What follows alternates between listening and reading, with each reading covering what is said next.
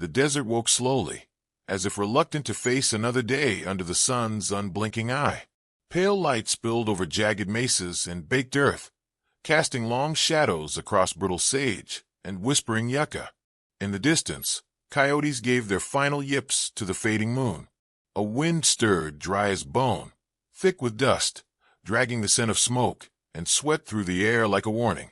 Within a ring of tents nestled at the base of a sandstone bluff, the Apache camp began to move. Boots scraped against gravel. Horses snorted against their leads. Women crouched beside low fires, stirring last night's embers to life. But there was no singing, no prayers, no laughter from the children. Today, the hush was heavy, like a blanket soaked in fear. Tana sat alone outside the medicine tent, knees drawn to her chest, her long black hair tangled by the wind. Her cheeks were streaked with the tracks of dried tears, though her eyes were dry now. Empty. She had cried all night and come up with nothing but silence. She knew the old ways were gone, swallowed by rifles and railroads, but she hadn't thought her own people would trade her like cattle. A shadow fell across her. She didn't flinch. She didn't lift her head. She already knew the sound of his boots. "You're ready," said her uncle, the war chief. His voice was low. Gravel dragged across stone. Tana lifted her eyes. His face, once like a carved cliff she trusted, was now nothing but dust to her. "You said we were family." He looked away. "We need peace with the White Riders. Rafe Crowley's got the guns, the whiskey, the trade. You're a bridge." "I'm a gift," she spat. "A gift like a sheep before the knife." Her uncle didn't argue. He just turned and walked, leaving her sitting in the dirt, staring into the rising sun, like it might blind her before they did worse. The outlaws rode into camp without ceremony. 10 of them, broad-shouldered and stinking of gunpowder and old blood. Their leader, Rafe Crowley, dismounted first. His coat flapped in the wind, black with red stitching along the cuffs. He had a face built for smirking, handsome in a mean way, and he wasted no time proving it. Well, they said she was pretty. He crouched in front of Tana, not bothering to ask her name, but they didn't say she had fire. She glared at him. "Touch me, and you lose a hand." That made him laugh. "You'll get tired of threats, sweetheart. You're coming with us, and you'll do as you're told." Tana didn't fight when he bound her wrists with leather straps. She didn't scream when the camp turned its back. No one met her eyes. Not her uncle. Not the women. Not even the boy who once followed her like a shadow. As Crowley threw her up behind one of his men, she finally spoke. "I hope your horses drop dead in the sand." Crowley grinned. "Then I'll make you carry me, sweetheart." The gang turned west, riding hard through the sage. Their laughter trailed behind them like smoke. The camp stood still, every tent door shut tight, as though pretending it hadn't happened would wash away the shame. Far above, hidden in the folds of the red rock cliffs, a lone rider sat motionless atop a black horse. He watched the exchange through a battered spyglass, one hand resting easy on the worn leather of his saddle. The wind tugged at the long tail of his coat, faded once blue denim, now sun-bleached and patched from years of wear. A dusty had shaded his face, but the line of his jaw was sharp, and his eyes beneath the brim were hard, thoughtful, and waiting. The rider did not speak. He never did unless he meant to. He watched the gang vanish over a rise, and when the last fleck of dust settled, he turned his horse and melted into the canyon trails like a shadow, fleeing the light. In town, they still whispered about a man like him, a ghost in a leather coat. Some said he was part Apache. Others said Union scout gone mad. They said he once gutted a sheriff for chaining a girl to a wagon. Said he could shoot the wings off a crow at midnight. They called him Creed, or the Dust Walker. But no one had seen him in years, except Tana. The first time she met him, he was half dead from a bullet in his side, lying in the dry riverbed 2 winters ago. She dragged him to a cave and kept him breathing through fever and frost. He never told her his name, but when he rode away, healed and silent, he left behind a single word etched on a bone knife, free. She had never spoken of him since, not even when she dreamed of him standing between her and every bad thing the world had to offer. Not even when she woke crying. Now she was his shadow again, tied to a stranger's horse, jostling across the hard land with her wrists raw and her future already bleeding.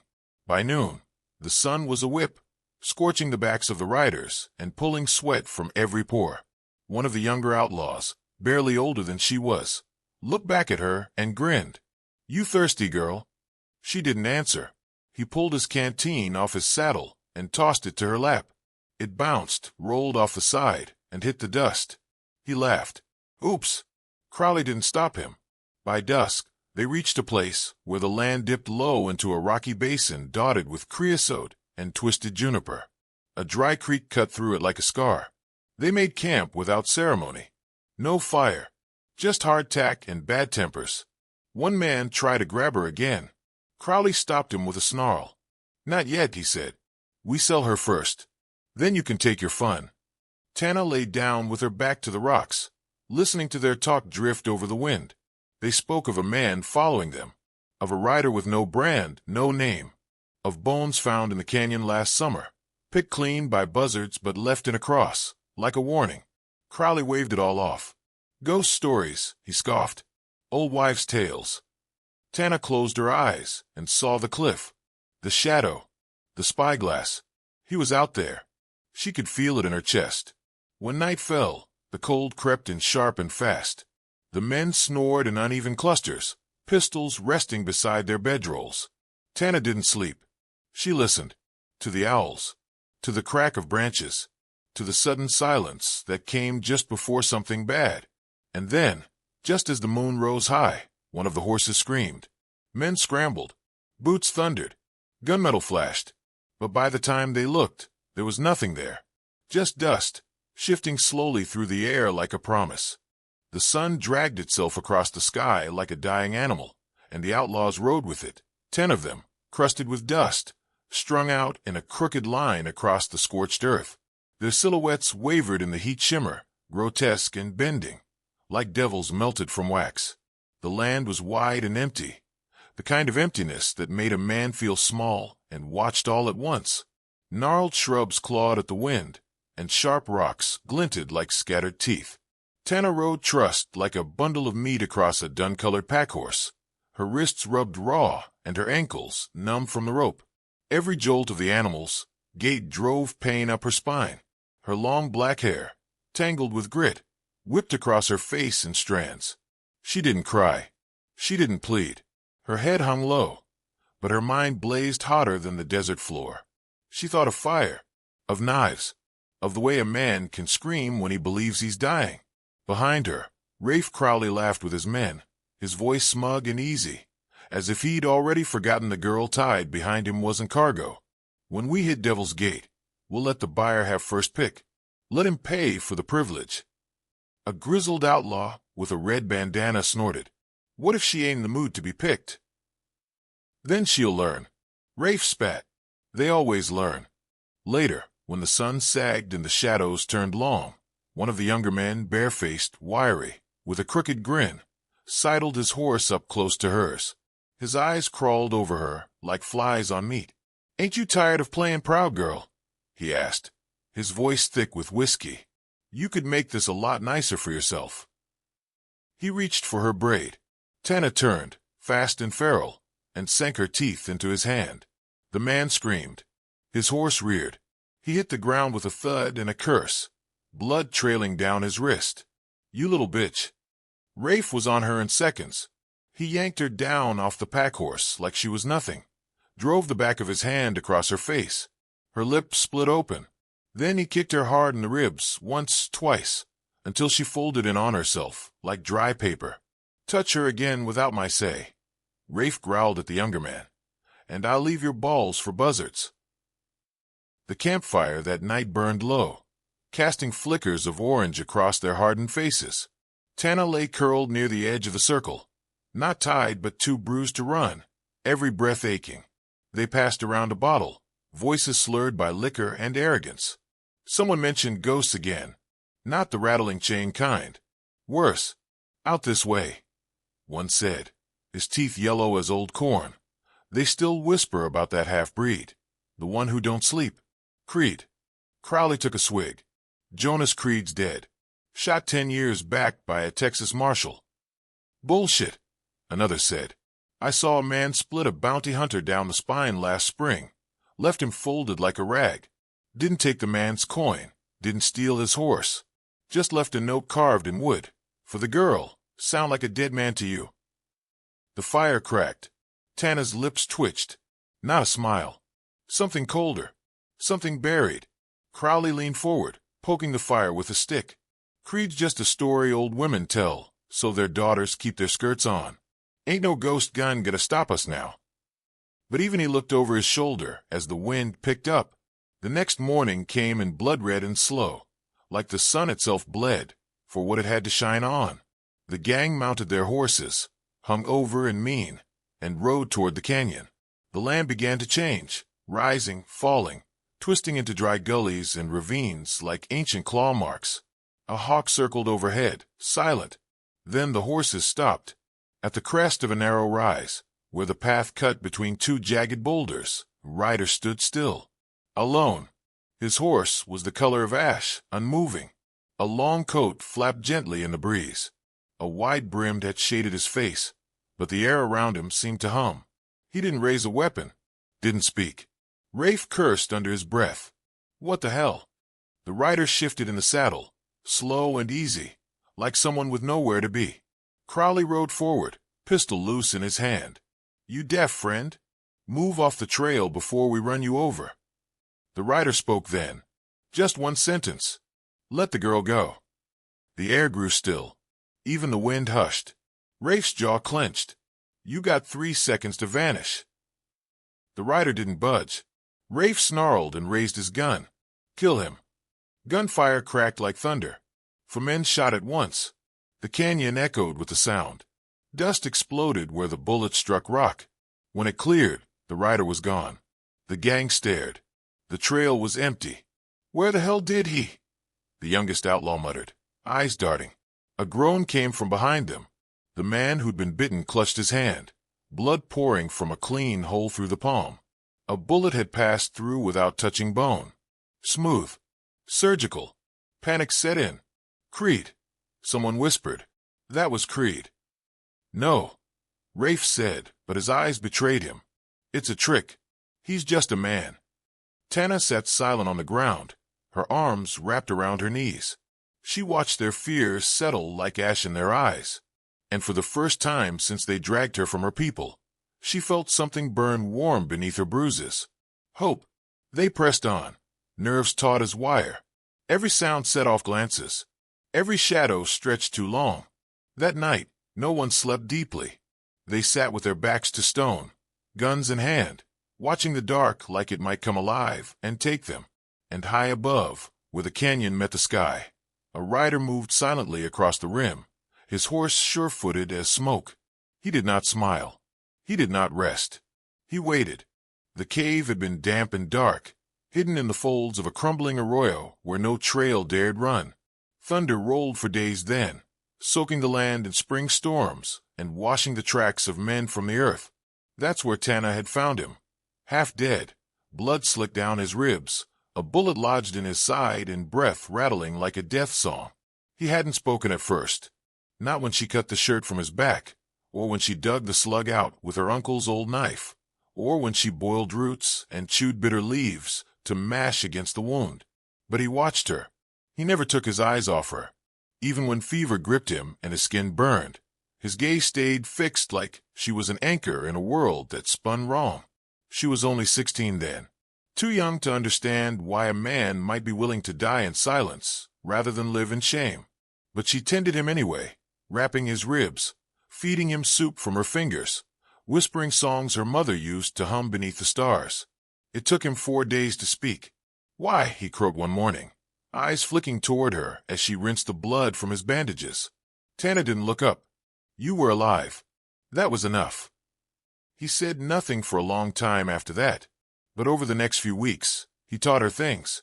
How to shoot straight with trembling hands, how to skin a rabbit clean and boil its bones for broth, how to listen to the wind, because sometimes it carried the breath of horses long before hooves struck ground. His hands were rough, but they never touched her without purpose. A steadying hold, a gesture of warning, a wordless kind of care. She didn't ask his name until the day he rode again. "Creed," he told her, eyes on the sunrise bleeding across the rocks. "Jonas Creed." She didn't ask where he came from, or what kind of man he'd been. She only knew what she'd seen. A wounded wolf who didn't bite the hand that healed him. A man who said nothing but protected everything. She loved him in the way that lives in quiet places, slow burning, buried beneath the skin, like fire in the coals after the flame dies. And then her uncle found them. There had been shouting, a rifle raised. Creed didn't flinch. He stood still while they dragged her away, and when she looked back over her shoulder, he simply nodded, like he understood, like he forgave her. That was 2 years ago. Now, the same wind that had once carried their laughter carried the reek of sweat and rotting fear. Tana sat tied near the dying campfire, her lips still swollen, her ribs throbbing with every breath. Around her, the men murmured. Shadows moved too easily. Horses snorted without reason. The night was restless. When morning came, one of the gang's horses was gone. Its lead rope was severed, clean as a barber's stroke. They found hoof prints in the dust, and a single bullet, polished, stuck upright in the sand. Rafe's face darkened. "That bastard's here." "Creed," one of the outlaws muttered. "But we shot him." "You shot a shadow," Rafe snapped. "Creed ain't just a man. He's a damn ghost." By sundown, another was missing. No gunfire, no screams. Just a bedroll left cold, and a splash of blood near the rocks. The others clustered tighter around the fire that night, their guns never more than an inch from their fingers. One man dug a circle of salt around his sleeping mat. Another started to pray. Tana watched with quiet eyes. Every lost man brought her closer to freedom, but it wasn't vengeance she hungered for. It was him. On the third morning, the man who had tried to touch her, the one whose hand she bit, was found dead beneath a mesquite tree. His throat was opened wide. In his pocket was a folded piece of hide, blood-stained, with a word carved into it. Thief. Rafe lost whatever calm he had left. He kicked over supplies, smashed a lantern, struck one of his own for coughing too loud. "He's picking us off like deer," he snarled. "We ride tonight. We don't stop till we reach the Devil's Gate."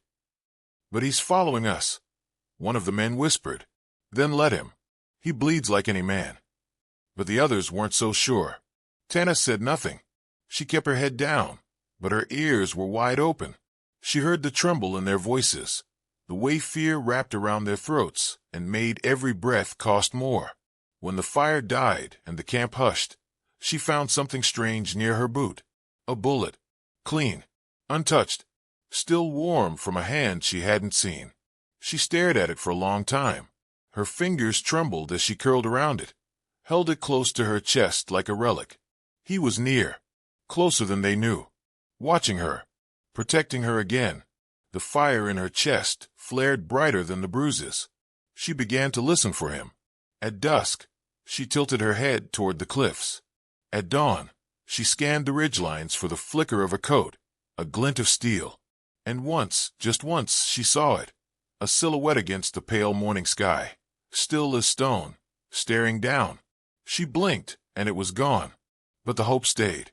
That night, Rafe didn't sleep. His eyes flicked at every sound, finger twitching on the trigger. He muttered to himself, voice broken. "Creed bastard supposed to be dead. We burned the cave. We torched his trail. How the hell?" The others didn't answer. One man was whimpering in his sleep. Another pissed himself. They weren't outlaws anymore. They were prey. And Jonas Creed was hunting. Not for blood, not for gold, but for the girl who had once given him her strength, her silence, her loyalty, and for the men who had dared take her from him. Tana waited, breath low in her lungs. He hadn't forgotten. He never would. The canyon narrowed like a throat, its walls towering in jagged layers of ochre and red clay, whispering secrets into the wind. The sun hung low and cruel, bleeding light into every crack and hollow. Dust hung thick in the air, stirred by the hooves of dying men. They had started with 10. Now Rafe rode with 3. Their faces were drawn tight with grit and fear, eyes darting to every shadow, every bend in the trail. Blood soaked one man's sleeve. Another gripped a pistol with shaking fingers, muttering prayers between clenched teeth. Rafe said nothing. His jaw was locked, lips bloodied from where he'd bitten down too hard, too often. His pride had become a stone lodged in his gut. It kept him upright. It also made him blind. The canyon walls echoed with distant, rolling clatter. A rock slide, sharp and sudden, crashed down from above, smashing one of their pack mules and scattering their supplies. The men wheeled their horses, cursing, weapons drawn. No enemy in sight. Just dust swirling in the dying light, silent as a graveyard. A second later, something screamed. Not human, a horse, spooked by a flare of fire that burst from the cliffside, set by a trail of oil hidden in the dirt. It bucked violently, throwing its rider into the canyon floor with a sickening thud. His head struck stone, and he didn't move again. Tana watched it unfold from the dirt, still tied, half forgotten near the brush where they'd dumped her like old baggage. Her heart pounded against her ribs. Her fingers twitched with growing defiance. In the chaos, no one noticed the dead man's revolver lying inches from her boot. She shifted, slowly, every movement measured. Her wrists were slick with sweat and blood, and the knot was looser than before. Then she heard it. A breath. A sound not meant to be there. She turned her head. In the shadows near the rocks, Creed stood. He was taller than she remembered, leaner, hardened. The years had cut deeper lines into his face, marked him with dust and battle. His coat was torn at the hem, his eyes cold steel. But she knew him, even beneath the grime, beneath the scars. She knew the shape of his silence, the weight of his presence. He didn't move. Not yet. He just watched her, not the others. Just her. Her fingers found the pistol. The knot gave. She rose. And the girl who had been taken, dragged, beaten, she vanished. What remained was fire. Gunfire erupted. One of the outlaws screamed as a bullet tore through his thigh, clean, precise. Creed moved like wind over stone, low and deadly. He fired once, a man dropped. Twice, another fell back with blood pouring from his eye. Rafe spun, yelling for cover, shoving Tana forward as a shield. She didn't stumble. She turned the gun on him. "You touch me again, I burn you alive," she hissed. He stared at her, stunned. She was no longer just a girl. She was vengeance. Creed walked into the canyon without hurry. The dust curled around his boots like mist from another world. He stopped 10 paces away, his revolvers hanging steady at his sides. He tilted his head, voice calm, controlled, almost tired. "You took her," he said. "Now I take you." Rafe shoved Tana aside and opened fire. Creed didn't flinch. He ducked left, rolled, came up shooting. One outlaw caught a round in the chest and dropped like a puppet with strings cut. The second managed a shot. Creed took it in the shoulder, but his next bullet carved through the man's neck, painting the canyon wall behind him. Rafe backed away, panting, eyes wide. His hand trembled. The revolver was nearly empty. Creed walked closer, bleeding now, but his steps didn't falter. Tana knelt, aimed her pistol, and fired. The shot caught Rafe in the side, a burning line of fire across his ribs. He screamed, fell to one knee, clutching his side. Creed stopped above him, eyes unreadable. He looked down at the man who had sold flesh, who had broken women, who had taken what was never his. "Crawl," Creed said. Rafe gasped, blinking sweat from his eyes. "What?" "Crawl or die." Rafe's lip curled. "You ain't no law." Creed shook his head slowly. "No, I'm worse." Rafe went for his gun. A single shot rang out. Final. Flat. Rafe collapsed sideways, eyes empty, pistol sliding from his fingers into the dirt. Silence followed, heavy and long. Creed stood still, gun smoking in his hand. Tana lowered her weapon. Her breath came in shudders, her chest rising and falling with everything she hadn't dared feel until now. Creed turned to her, blood dripping from his shoulder. "You all right?" he asked. Tana stared at him for a moment before nodding. He stepped closer. "They hurt you?" She shook her head once. "Not anymore." For a long while, they said nothing. The canyon walls watched over them, quiet now. The air tasted like gunpowder and dust. The bodies lay scattered, husks of cruelty, ended by justice. Creed knelt beside her. She touched the edge of his coat, the place she remembered mending once with a needle and sinew. A half-smile ghosted across her face. "You came back," she whispered. "I never left," he said. She took his hand and helped him to his feet. Together, they walked out of the canyon, the shadows long behind them, and the road ahead quiet for the first time in years. The wind returned with the morning, soft and hollow, winding its way through the canyon like a spirit looking for what was lost.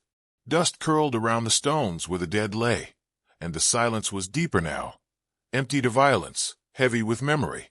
The vultures kept their distance, as if even they sensed that something sacred had happened here. Tana stood barefoot on the canyon floor, dirt smudged across her cheek, blood dried beneath her fingernails. Her hands moved without hesitation, stacking rocks one by one over the bodies that had once laughed and cursed and taken what wasn't theirs. There were no prayers, no words carved in wood, just dust and silence and stones. Creed worked beside her. His left arm was bound tight with torn linen, and blood soaked through near the shoulder, but he didn't slow. He didn't flinch. His eyes were far away, seeing ghosts she could not. When they finished the last grave, he stood still for a long time, staring at the mound, fists clenched at his sides. His breath hitched. Tana reached out and touched his hand. He didn't pull away. His shoulders trembled once, then again, and the weight of years fell from him like ash from a fire long burned. He sank to his knees in the dirt, eyes closed, jaw tight against the sob that broke anyway. Not loud, not weak, just the sound of a man who had held too much for too long. She knelt beside him and pulled his head to her shoulder. They stayed like that, the dust rising in soft spirals around them, the sun climbing higher. Words weren't needed. Their silence was its own kind of language, old, sacred, and stronger than anything spoken. Later, they gathered what little the canyon would allow. Creed took a saddlebag and filled it with cartridges, a knife, a cracked compass. Tana found a scarf and tied it around her wrist, a reminder of the girl she'd been and the fire she'd become. They left the rest behind. The canyon could keep its dead.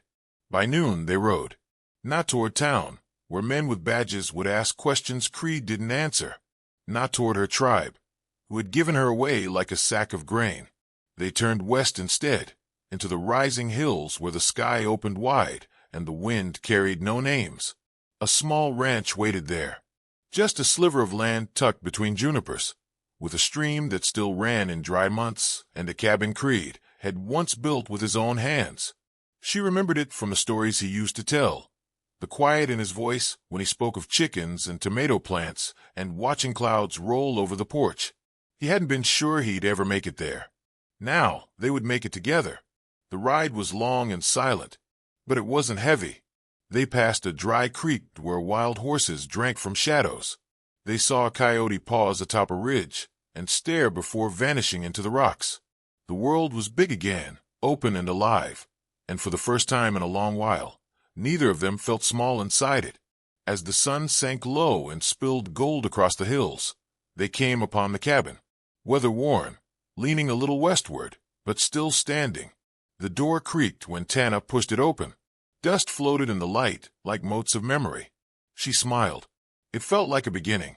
Creed stepped inside behind her and set his hat on a nail near the door. He looked at her, his eyes soft now. The hardness melted in the setting light. "You stayed," he said. "So did you," she whispered. That night, they lit a fire with dry cedar and shared beans from an old tin. Outside, the stars spilled across the sky in a pattern older than any map. Coyotes howled somewhere in the distance, but the sound didn't reach them. Not really. In the warmth of the firelight, she pressed her forehead to his, and the world became quiet again. Safe. And somewhere, far behind them, the canyon held its secrets. The wind whispered their names and buried the rest in silence. They say dust holds memory, that if you walk the wrong trail long enough, the ghosts will come. But every so often, when justice rides in the saddle, the dust buries evil and love rides free.